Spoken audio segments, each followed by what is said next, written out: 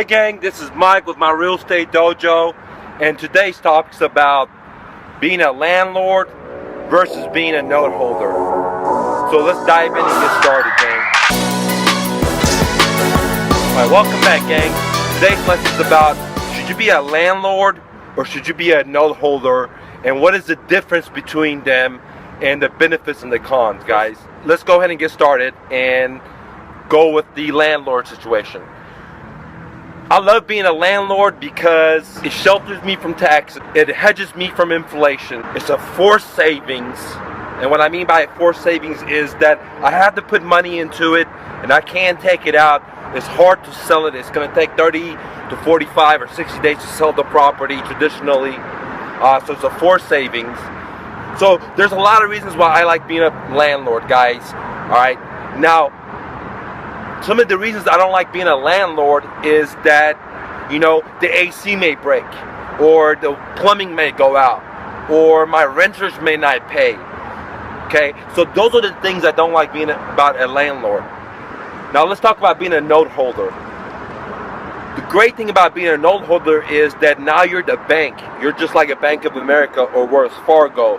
You're able to lend out money, or not even your own money, like for example in a situation where it's a subject to, where you buy the property subject to its existing mortgage, and you're able to lend out money and sell the home and have buyers in the property that are going to actually have a higher level of responsibility and a higher level of care, and because they have deeper skin in the game, they have more money as a down payment in the property. So what is a note? Let me explain what a note is. A note is basically like an IOU. For example, when you go borrow money to buy a car like this, or if you go buy a house, you're going to end up signing a note to the lender. And it basically says that, hey, you as the borrower are willing to pay the lender X amount of money, X amount of months, and at this much interest. So it's basically like a contract, but a contract is based on a performance, in a sense, where a note is based on an amount that's owed, financial amount, okay? So the great thing about owning a note is that, for example, when you do owner financing, okay, as an investor, you buy a property cash, or you buy the property owner financed, or you buy the property subject to its existing mortgage, you could turn around and wrap that underneath mortgage, and then turn around and owner finance it to a retail buyer, and now be the note holder. And in this situation, being a note holder, you benefit from not dealing with the AC breaking, because if the AC breaks, the buyer, in this case, has to fix it. If the plumbing goes wrong, the buyer has to fix it. And if the buyer does not make payments to you, you basically foreclose on the buyer, just like Bank of America does, and take the property back and turn around and resell it to a different retail buyer that will qualify. Now, you don't want to foreclose on them, but I'm just giving you the situation. You really want to work the deal out. You want to make sure they qualify, but I'm giving you a worst case situation where if you're a landlord, now you have to pay for the eviction, where if you're a note holder, you're going to do the foreclosure. Now, there's three cool things about being a note holder that I like, besides not having to deal with toilets and getting better people in the property that actually have skin in the game, that have care for the property, and they're trying to refinance the property. So three things that I like about the notes, besides that points I just mentioned, is that one, whenever you do an owner financing, you're able to get a large down payment from the retail buyer. 10, 20, 30, whatever. Okay? That depends on you and the property. The second thing I love about a note is that you're able to get a monthly cash flow from the property. Okay? Let me explain to you. Like, if you buy a property subject to its existing mortgage from a motivated seller, and you're the investor, you can turn that property, wrap it around, and sell it to a retail buyer, And not could you not only get your down payment, the large amount, but let's say your interest rate was, let's say your interest rate was 3%, 4%. Now you wrap that note up and you sell it to that retail buyer at 5% interest rate or 8% interest rate, depends on the credit, etc. So you can see the difference between what your underlying note is to that motivated seller, let's say the 3%, and you turn around and sell it for, wrap it up and sell it to a retail buyer at 6%. You're getting that 3% different, which creates you that cash flow. Okay, so you got to pay attention right here because it's very important. In a situation in a subject to, where I teach you how to buy property subject to, where you don't have to use your own money, you're actually using the motivated seller's underlying mortgage.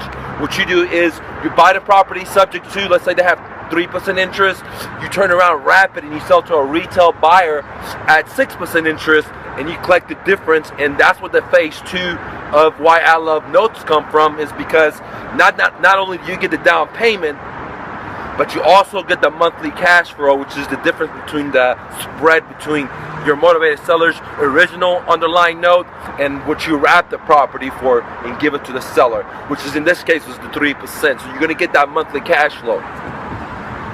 So that's point number 2.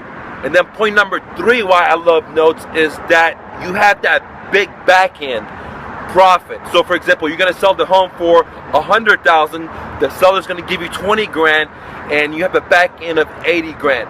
Meanwhile, you're getting the number 2, which is the monthly cash flow, and at the end, the seller's going to cash you out and give you the 80 grand or whatever the principal balance is, depending on when he cashes you out. Okay? And now don't forget, being a note holder, you're not dealing with the toilets, you're not dealing with deadbeat renters, you're not dealing with the AC not working or the plumbing not working, because the retail buyer that bought the property, it's his property, and he needs to fix that stuff up, which is a great reason to switch from being a landlord into being a note holder. Now, I love being a landlord because, again, it saves me on taxes. You know, I have a couple of businesses. It protects me from inflation. Okay, it hedges me against inflation. It's a forced savings. Okay, I love buying property subject to, because I'm able to step into the seller's shoes, and he's already made, let's say he's been in the home for 6-7 years. He's already made 5-6 years of payments on the property, so he's actually paid a lot of the amortization interest. And when I step in the loan, now when I start making payments, I'm paying more of the principal reduction instead of the interest. So I love that part about it. There's so many reasons why I love being a landlord, but at the same time, it does have its headaches being a landlord, dealing with the deadbeat renters that don't want to pay, the ones that know how to, professionally deadbeat renters that just want to get something for free. I don't like dealing with the court systems, because in Texas, I feel like the judge is more in favor of the renters instead of the landlords, and going through the evictions. So it has its pros and cons. I'm not complaining being a landlord. I love it. But I just want to let you know that, holding property costs money. Where if you're in the case of being a note holder, well, your paper, which is that little note, is not costing you money. It's not being a liability. It's actually putting money into your pocket. Where if you're the landlord and the AC goes out, then see, now that property that was an income producing and now it's becoming a liability. And the way I teach you is to decrease your chances of having that liability because of the cash flow you need to have. But still, see, it goes from being really good to being a, hey, okay deal. Or if the renter is not vacant and the property's vacant because the renter's not there, or you evicted them, now that income producing asset has now become a liability. And sure, you could offset that from your previous income. But see, if you're a note holder and something goes wrong, like the AC, that's not your responsibility. The only problem you're gonna have is if the buyer does not pay, then you have to do the eviction. Not the eviction, the foreclosure. But on the other hand, that's not a bad story. The sellers has already given you a large down payment. You already made months and months and months, if not years and years of monthly cash flow. Now you go to foreclosure, you take the property back, and you turn around, be a landlord again, or B, sell it traditionally, or C, use a flat fee MLS like what we do at Plug-in Realty, or or you'll go ahead and try to resell it through another owner financing process and create a new note. All right, gang. So this talk was about the difference between a landlord and being a note holder, and the benefits of each, and the cons and pros of it. I personally love being a landlord, and I personally love holding notes. And I think 2016 and moving forward, I'm going to focus on being more of a note holder instead of a landlord, even though I am going to do landlording because it definitely saves me a lot of money because of the taxes. Not only do I get depreciation, but I'll also get the interest that the renters are paying, and I get the deductions for it, even though I didn't make the payments for it. So I love that aspect of the business, but again, I don't like dealing with shit breaking and vacancies, where in this situation I have a piece of paper and doesn't have all the headaches and elbow sweat that's required, and if they don't pay, I just hire an attorney. It's a much cleaner business, as I like for example, my moving business is a very dirty business. The real estate business is like cleaner business. Being a landlord is clean business compared to the moving business, but it's still a dirty business. And being a note holder is like being a banker, and you just relax. Alright, gang, if you feel like these videos has helped you out, if you feel like I actually give value to your life, please share these videos, please like, please comment. And if you want to go out there and fucking do deals, then join my smart coaching program, where it's performance based. You pay me when you do deals. So listen up, I have a vested interest for you to succeed. If you don't do deals, I don't get paid. So I want to make sure you fucking do deals.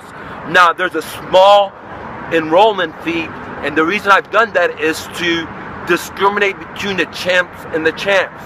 I'm only going to put my time into the champs. I don't have the time and energy to put into champs. I love you guys, but I just can't, because you're not going to do what's required. You're going to quit.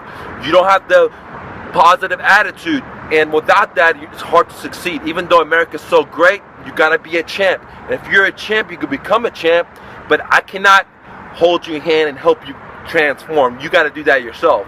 And if you're a champ and you want to do deals, come join the Smart Coaching program. I'm confident me and you're going to do deals, as long as you're coachable, as long as you're willing to hustle and bustle and not take no for answer. This is Mike with my Real Estate Dojo. Real quick, download my free book, Real Estate Investing for Beginners, the ultimate starter guide, at myrealestatedojo.com, where I teach you how to find motivated sellers, buy their homes at a deep discount, and then have the seller become your own private bank. Subject to, get it now. One more thing, if you're looking for private one-on-one help when it comes to real estate investing, then consider joining my academy, where you sit down with me one-on-one. 2, you get monthly coaching. 3, you get access to my best-selling courses. 4, you get access to my video library, and then the list goes on, for just $97 a month. Join me now at MrNoFluff.com. Lastly, the best 6-figure side hustle, bicycle flipping. Want to see how? Here's a behind-the-scene video how I did it. Go to thebestsidehustle.MrNoFluff.com. Now let's get back to the content.